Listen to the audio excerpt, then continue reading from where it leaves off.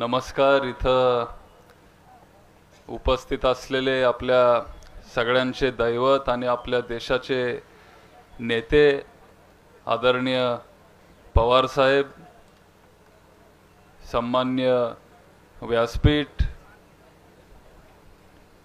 महाविकास आघाडीचे शिवसेना, काँग्रेस, सगळे आपले मित्रपक्ष, राष्ट्रवादी काँग्रेस, शरदचंद्रजी पवार साहेबांचे सगळे ज्येष्ठ पदाधिकारी, इथं उपस्थित असलेले सगळे महिला भगिनी, आपल्या गावातले सगळे वडीलधारी मंडळी, स्वाभिमानी निष्ठावंत असे कार्यकर्ते आणि माझे तरुण मित्रांनो, आता खरं तर आज आपण सगळे इथं साहेबांना ऐकायला जमलोत, साहेबांचं मार्गदर्शन ऐकायला आपण सगळे इथं थांबलो. त्याच्यामुळं जास्त वेळ मी काय आज बोलणार नाही, पण आपल्या परिसरातले अनेक विषय आहेत. अनेक वेळेला मी इथं येऊन गेलोय, तुम्हाला सगळ्यांना भेटलोय, अनेक दौरे आपण इथं केलेत. जे काय तुमच्या अडचणी असतील ते तुम्ही माझ्यापर्यंत पोचवलेत. इथून पुढेही आता माझा प्रचार दौरा सुरू झालाय आणि लवकरच तुमच्या गावामध्ये येऊन जे काय आपले अडचणी असतील किंवा प्रश्न असतील एक समजून घ्यायचा प्रयत्न करीन आणि सोडवण्याचं तसं आपण काम करू. आणि अजून खोलात जाऊन अजून डिटेलमध्ये त्यावेळेला मी तुम्हाला सांगेन की आपल्याला बारामतीमध्ये आता इथून पुढं करायचं काय, आपलं विजन काय. पण आता आपण खरं तर कारखान्याच्या परिसरात आपण बसलोय, त्याच्यामुळं तुम्हाला एक सांगू असं वाटतं की ऊस उत्पादक शेतकऱ्यांसाठी आपल्या महाराष्ट्रामध्ये नाही तर अख्ख्या देशामध्ये किंवा जगामध्ये जर कोणी चांगलं काम केलं असेल तर ते फक्त आणि फक्त आपल्या पवार साहेबांनी केलं. पुण्यामध्ये वसंतदादा शुगर इन्स्टिट्यूट VSI आपण त्याला म्हणतो, ही एक संस्था आहे आणि अनेक दशकापासून त्या संस्थेचे अध्यक्ष आदरणीय साहेब आहेत. आणि कारखाना कसा चालवायचा असतो, कसा वेगळे वेगळे प्रोडक्ट पदार्थ आपण कसे तयार करू शकतो. पूर्वी आपण स्पिरिट तयार करत होतो, हळूहळू आपण ते एथेनॉल पर्यंत आलो. एथेनॉलची पॉलिसी पण जी केंद्र सरकारने आणली त्याच्यामध्ये पण आपल्या पवार साहेबांचा खूप मोठा हात आहे. ती त्यांची योजनाच त्यांची होती आणि कृषी मंत्री असताना त्यांनी ते सगळं आणलं आणि त्याच्यामुळं आपल्या शेतकऱ्यांचा तिथं फायदा झाला.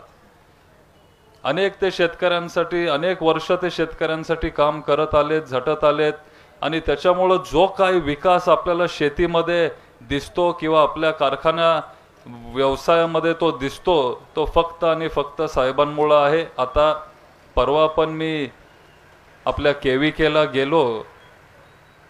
KVK ही संस्था 53 वर्षापूर्वी पवार साहेबांनी स्थापन केली आणि शेतकऱ्यांसाठी काहीतरी केलं पाहिजे. त्यांचे सगळ्यात आवडते विषय म्हणजे शिक्षण आणि शेती आणि त्या काळात त्यांचं वय फक्त 27-28 असेल.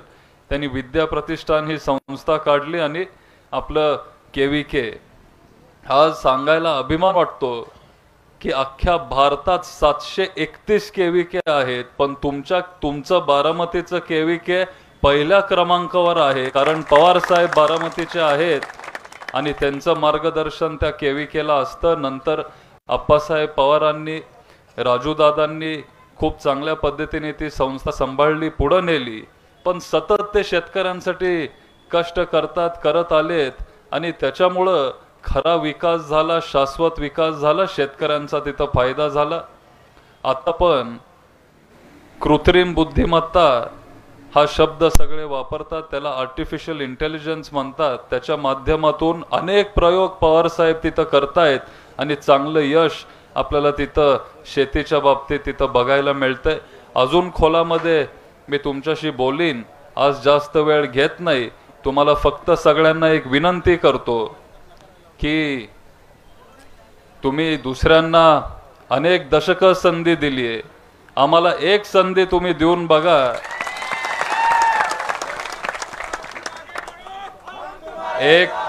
एक लोकप्रतिनिधी म्हणून, एक तुमचा सेवक म्हणून मी तुमचं काम करीन. तुम्ही येऊ शकता, माझ्याशी भेटू शकता, बोलू शकता. मी तुमच्यामध्येच असणारे दिवस रात्र तुमच्यासाठी, बारामतीकरांसाठी, बारामतीसाठी काम करीन. आणि जे काय आपले प्रश्न आहेत ते कायम मी सोडवीन आणि सोडवण्याचा प्रयत्न करीन. लोकसभेला तुम्ही सगळ्यांनी खूप चांगलं काम केलं, मनापासून आभार व्यक्त करतो. असंच काम आपल्याला विधानसभेलाही करायचंय अशी एक इच्छा व्यक्त करतो आणि माझे 2 शब्द संपवतो. जय हिंद, जय महाराष्ट्र.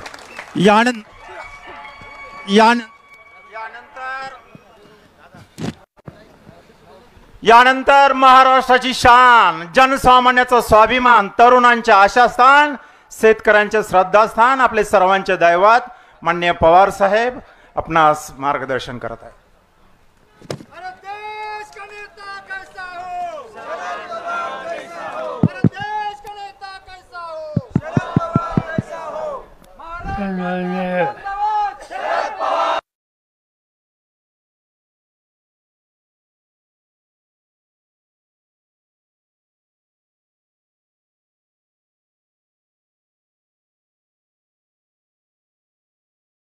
देशातून आज मी शुभेच्छाच्या प्रांगणामध्ये तुमच्याशी बोलायला आलोय. मला आठवत आहे की 50 वर्षाच्या पूर्वी मी विधानसभेला पहिल्यांदा उभा होतो. निवडणूक अतिशय स्पर्धेची होती. माझ्या विरुद्ध कारखान्याचे मोठे नेते उभे होते आणि सवन कारखान्याची शक्ती ही विरोधकांच्या हातात होती. पण त्या काळामध्ये सुद्धा तरुणांची एक फौज उभी राहिली आणि त्यांनी मला शक्ती दिली. त्या काळामध्ये मला नावं आठवत आहेत. बाळासाहेब गीते असतील, बाळासाहेब काकडे असतील, शिवाजीराव भोसले असतील, वसंत काका असतील, नथुबा होळकर असतील, नथुबा गीते असतील, असे अनेक लोक त्या काळामध्ये माझ्या पाठीशी उभे होते आणि त्यामुळे राजकारणात मला यायला त्याची मदत आहे. आज मला गणभाऊचे बाळासाहेब शोधले तर बहुतेक कोणी हयात असं दिसत नाही. पण ही जीवाभावाची माणसं होती.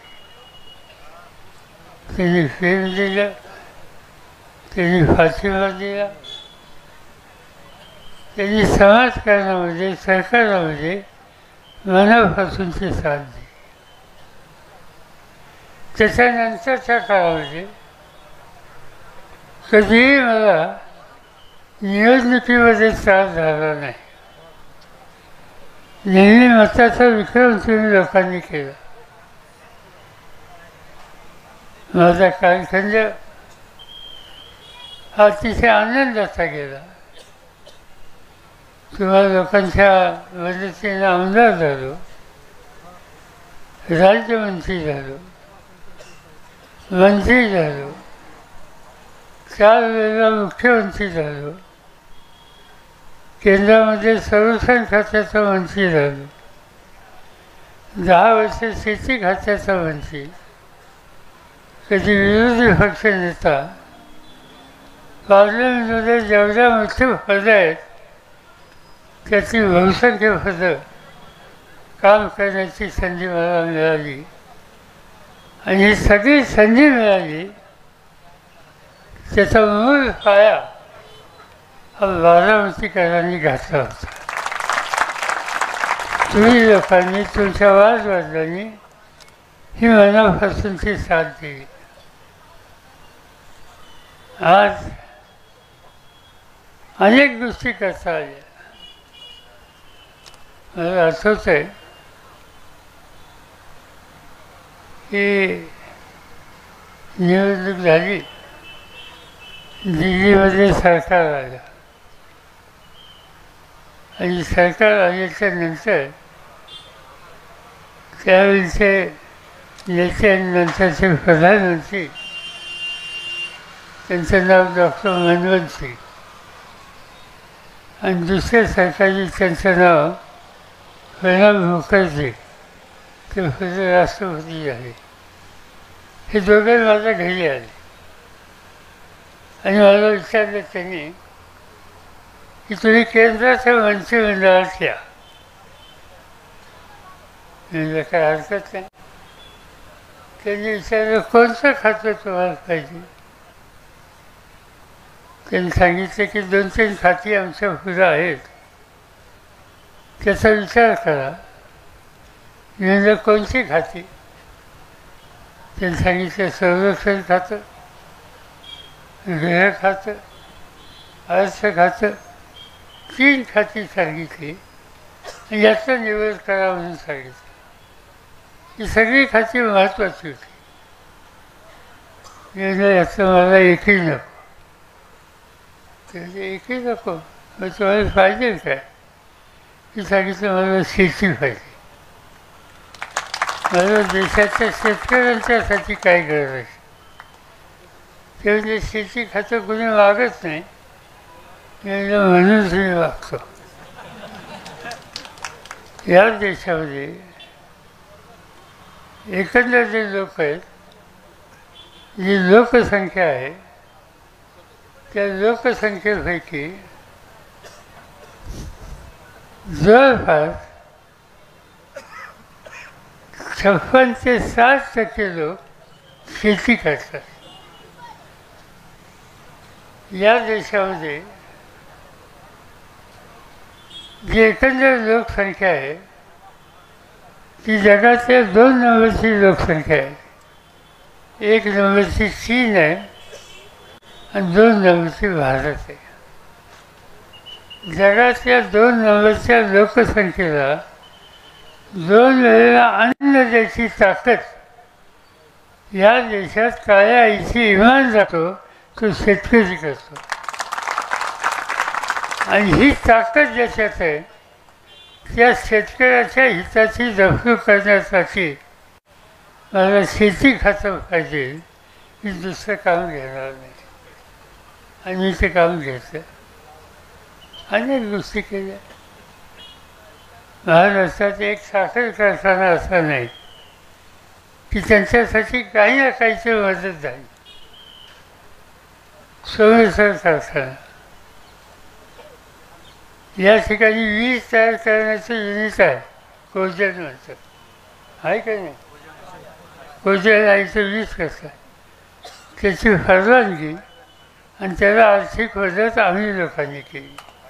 कारण ते माझ्याकडे खातं होतं. त्यावेळेस तुमचे भाव वाढले. या कारखान्यामध्ये मळीपासून नंतरची मळी फेकून द्यायचं. मुरुमाने वाजवाजीच्या पाठीमागं त्या चौकोनी असे खड्डे असायचे. त्याचा वास यायचा सगळा. त्याला काहीतरी केलं पाहिजे. त्याच्यासाठी आम्ही डिस्टिलरी टाकायला लावली. त्याला केंद्राचं मदत केली. त्याच्यानंतर इथेनॉल जे पेट्रोलमध्ये मिसळतात ते करायचं युनिट या ठिकाणी काढलं.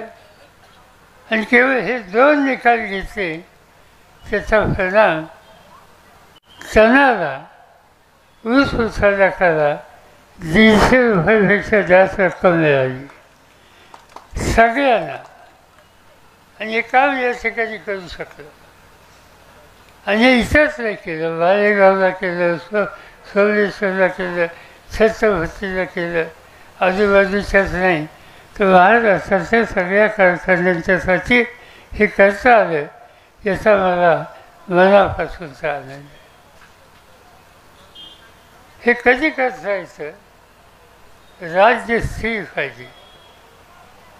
आणि आज आम्ही मतं मागतोय तुम्हाला की यासाठी आम्हाला महाराष्ट्राची सत्ता बदलायची आणि स्थिर राज्य त्या ठिकाणी आणायची की जो शेतकऱ्यांच्या हितासाठी ठोसपणानं पावलं टाकेल.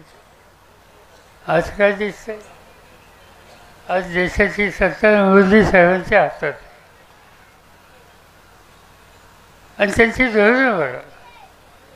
आजचं वर्तमानपत्र असं असतं आणि आजच्या पेपरमध्ये बातमी आहे की महाराष्ट्रातनं साखर परदेशात निर्यात होत होती, त्याचा जो कोटा होता तो महाराष्ट्राचा कोटा काल कमी केला आणि इथनं निर्यात थांबवायला पावलं टाकली.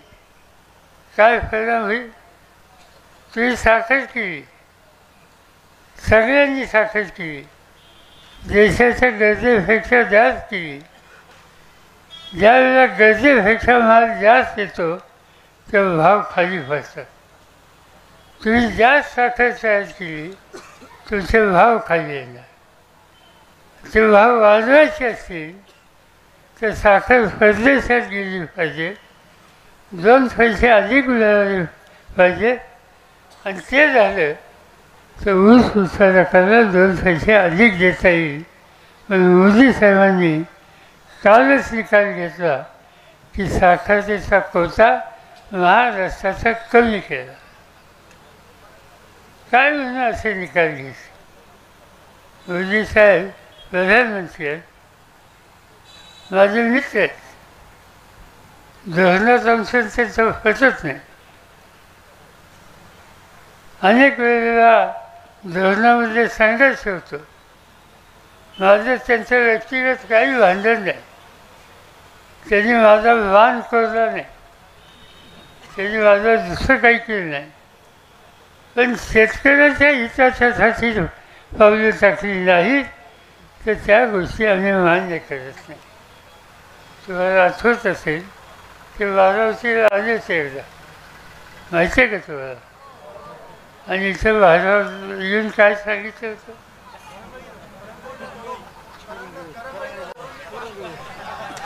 फास आहे तुमचं,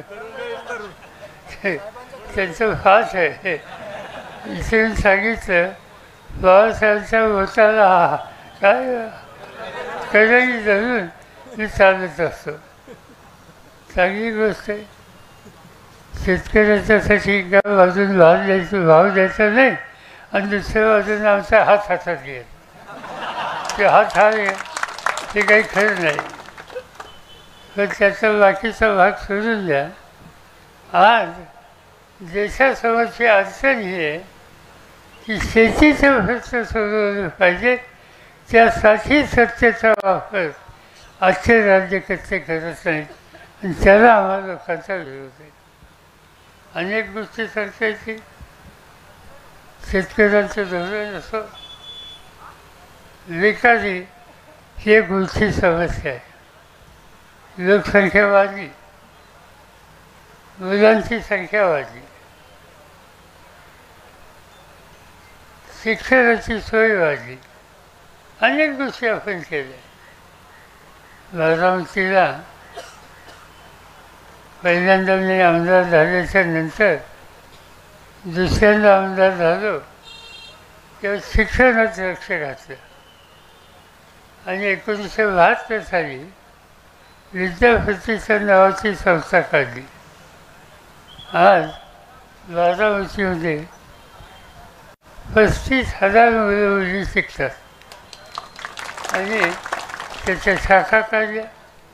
इंदापूरला काढली, भोरला काढली, इथं काढली. आता इथं किती मुलं आहेत माहीत नाही मला. विद्यापीठांचे एक हायस्कूल आहे इथं. किती विद्यार्थी असतील? 1000-1200. ठीक आहे. आणि इथंही शाखा काढली हा शिक्षणाचा प्रसार का करायचा? माझं एक तत्व आहे, मी अनेकदा सांगितलं, तुम्हाला लोकांनाही सांगितलं की घरात 2 मुलं असतील ते एकाने शेती करावी आणि दुसऱ्यांनी दुसरा काम धंदा नोकरी काही ना काहीतरी करावं. कारण शेती आता फायद्यासाठी राहिली नाही. स्वातंत्र्य मिळालं त्यावेळेला 80% लोक शेती करत होते. कधी? 1947 साली. आज 56% लोक शेती करतात. स्वातंत्र्य मिळालं तेव्हा देशाची लोकसंख्या होती 35 कोटी. 35 कोटीच्या 80% लोक शेती करायचे. आज देशाची लोकसंख्या झाली 114 कोटी. त्या 114च्या 56% लोक शेती करतात. त्याचा परिणाम असा झाला, संख्या वाढली, जमिनीचं क्षेत्र कमी आहे. ज्यांच्याकडे 10 एकर जमीन होती आज 4 एकर राहिली. भावाभावाच्यात वाचण्या झाल्या, मुलांच्यात वाचण्या झाल्या, जमीन कमी झाली आणि घराची संख्या वाढली. आता सगळ्यांनी शेती करायची म्हणजे तर आणखी जमीन कमी होईल. आणि ते चालायचं असेल तर माझा आग्रह हा होता की एकाने शेती आणि एकाने उद्योगधंदा काहीतरी केला पाहिजे. हे कसं करायचं? त्यासाठी तुम्ही लोकांनी मला मुख्यमंत्री केलं आणि मुख्यमंत्री केल्यावर मी एक धोरण ठरवलं की उद्योगधंदे त्या काळात मुंबईत होते. मुंबईमध्ये 120 कापड गिरण्या होत्या. आज एकही राहिली नाही. त्यावेळेला मुंबई ही उद्योगनगरी होती, आज राहिली नाही. कारखाने कमी झाले, बाहेर गेले. मग काम कुठं द्यायचं? मग हाताला काम द्यायचं असेल तर कारखानदारी मुंबईतून चालणार नाही, ही इतर ठिकाणी नेली पाहिजे, सवलती दिल्या पाहिजेत आणि काढली पाहिजे. आणि माझ्या काळामध्ये मी काही निर्णय घेतले. निर्णय काय घेतले? मुंबई आणि पिंपरी चिंचवड याच्या बाहेर कारखाने न्यायचे. पुण्यावरून निघालो, सासवडला आलो, सासवडवरून जेजुरी. जेजुरी कधी कारखाने होते का? कारखाने नंतर केले. आज जेजुरीला काही हजार लोक काम करतात. का? आम्ही लोकांनी MIDC काढली. तिथून पुढं वाराणसीला गेलो, तिथे MIDC काढली. आज तिथं 20,000 लोक काम करतात. त्याच्यामध्ये 9,000 महिला काम करतात. Textile factory. पुण्यावरून निघालो, वेगवेगळ्या यायला कुरकुरच्या जवळ MIDC काढली, तिथं कारखाने काढले. पुढे इंदापूरला गेलो, इंदापूरच्या बाहेर कारखाने काढले. नगर रस्त्याला गेलो, रांजणगावला कारखाने काढले. इकडं लोणंदला गेलो, लोणंदला कारखाने काढले. शिरवळला गेलो, तिथं कारखाने काढले. हे अशासाठी मला शेतीवरचा बोजा कमी करायचा. शेतीवर एकाने जायचं आणि सगळे कारखाने काढले. तिथं जिथं मिळेल तिथं नोकरी करायला कुणीतरी एका कुटुंबाच्या माणसाने जावं आणि त्याचा फायदा काही ना काही प्रमाणात आज झाला. एकेकाळी बारामती ही 2च गोष्टीला पसंत होती, एक गूळ आणि दुसरा कापूस. तुम्हाला माहीत नसेल, एकेकाळी बारामतीमध्ये कापसाच्या जिनिंग फिशिंग मिल असायची आणि कापूस इथनं गुजरातला जायचा. आता कापूस राहिला नाही, परत थोडीशी कापून घेत. आणि दुसरी गोष्ट होती आणि ते म्हणजे गुजारं आणि त्यापासून गुळाचे खडे. आणि 24 भाग हा सगळ्यात प्रसिद्ध होता. आणि त्याचं कारण इथं आज्ञा जास्त पडायची आणि आज्ञाला खरे पण जास्त निघायचे आणि हिथला गुळ हा सगळ्यात चांगला असतो आणि त्यामुळे मार्केटमध्ये सोमेश्वर आणि या भागातल्या गुळाला 2 पैसे अधिक मिळायचे. पण आपल्या वादवडिलांनी एक मोठं काम केलं.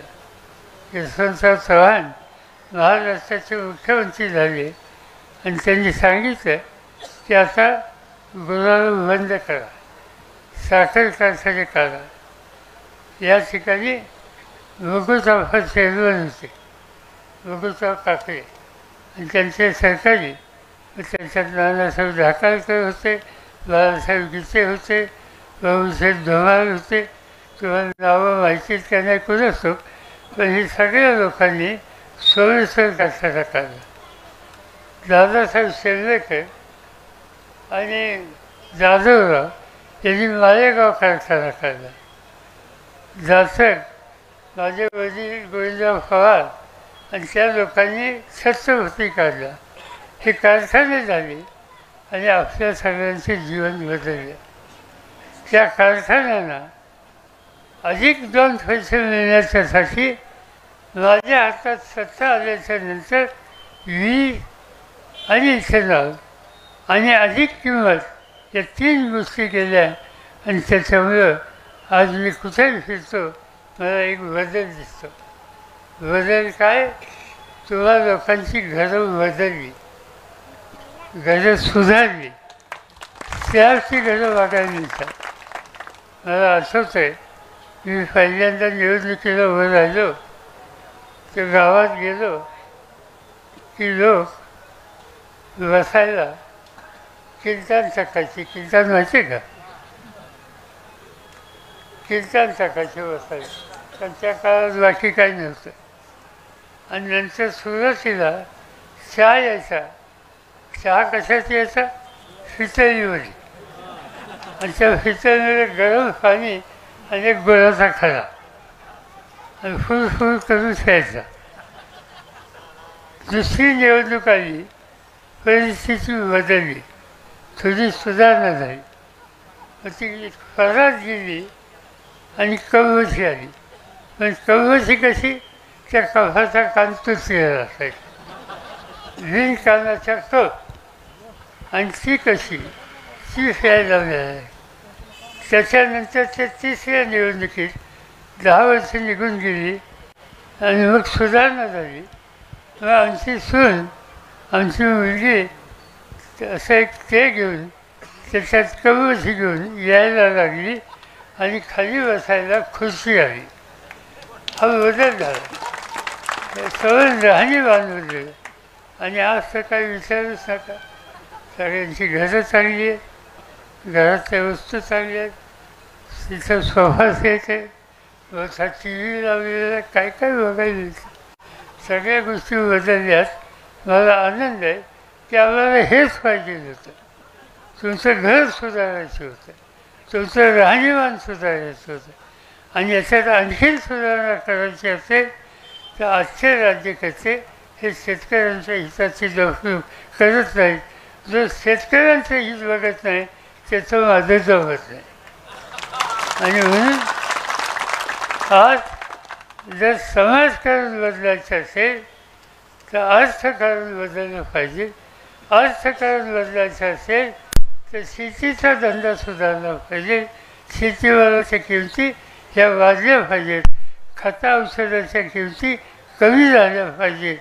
तरच खऱ्या अर्थानं परिवर्तन येईल आणि ते परिवर्तन आणायचे. आणि ते आपण सगळ्यांनी ठरवलं तर येऊ शकतं. त्यासाठी काय करायचं? त्यासाठी सत्ता बदल, सत्ता परिवर्तन हा निकाल घ्यायचा. आणि माझी खात्री आहे मी महाराष्ट्रात सगळीकडे हिंडतोय, लोकांची मनस्थिती बदलायला अनुकूल आहे आणि ते काम उद्देशावर करायचं. आता हे करायचं म्हणल्यानंतर नवी पिढी आणली पाहिजे.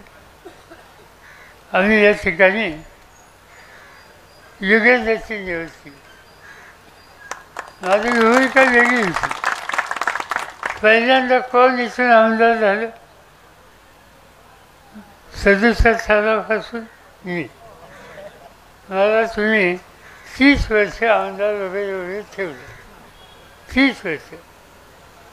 माझी 30 वर्ष गेल्याच्या नंतर मी ठरवलं आता महाराष्ट्रात नको, आपण जाऊ दिल्लीला.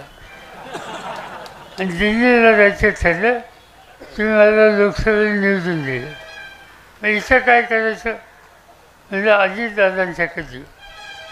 अजितदादांच्याकडे दिलं.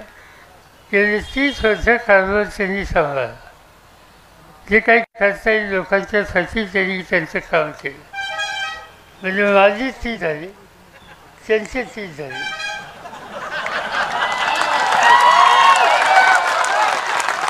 असं पुढचे 30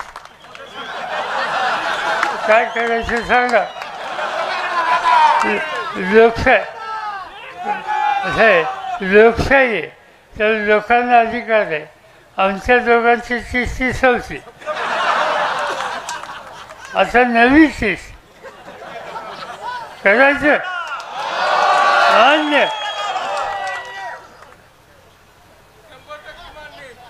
100% मान्य.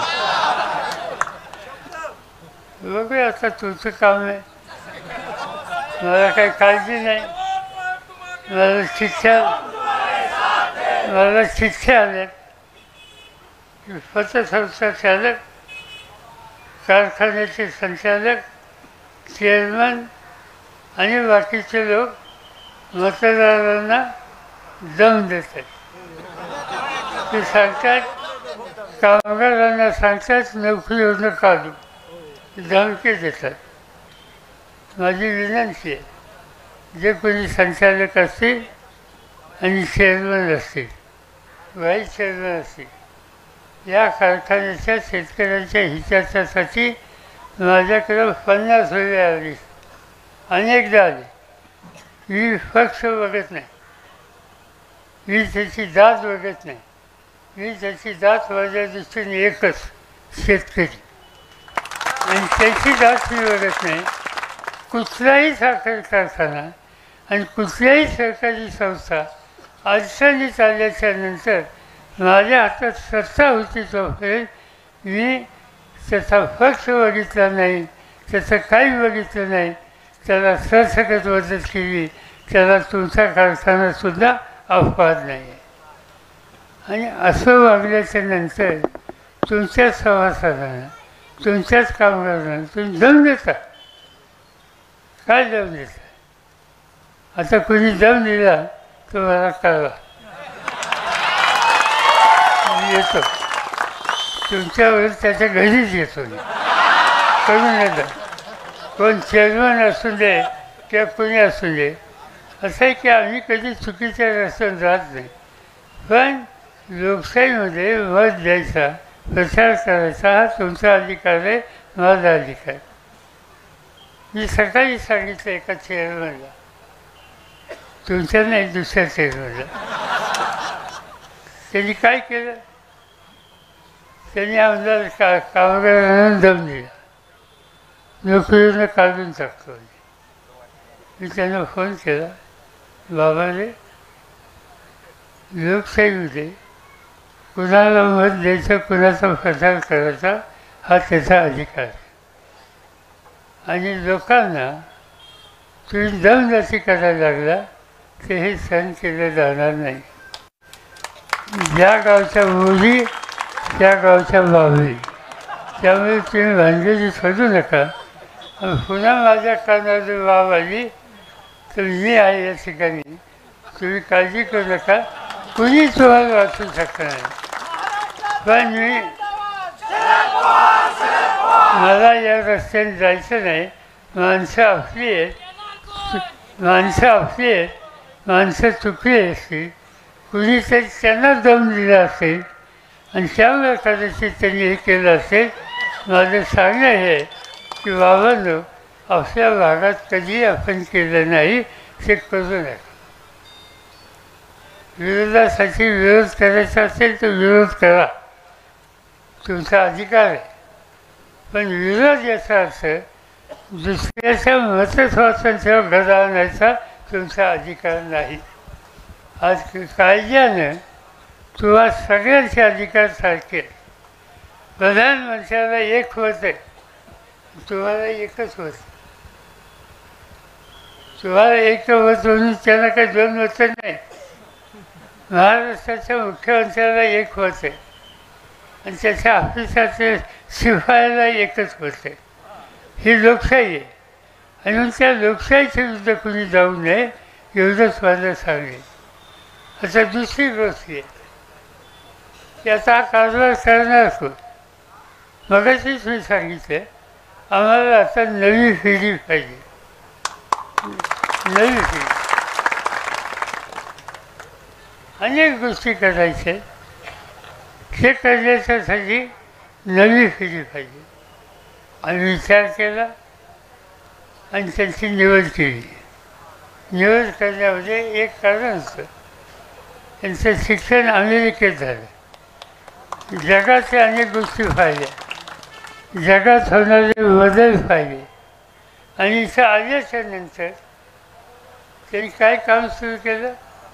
फलटणला साखर कारखाना काढला, फलटणजवळ, आणि कारखाना चालवतो. जो कारखाना चालवतो त्याला ऊस समजतो, त्याला साखर समजते, त्याला मळी समजते, त्याला अल्कोहोल समजतं, त्याला वीज समजते. अशा सगळ्यांचे व्यवसाय हेच आहेत. आणि त्यामुळे या सगळ्या धंद्यामध्ये आज त्यांनी 3 वर्ष झालं लक्ष घातलं आणि चांगलं काम त्या ठिकाणी केलं.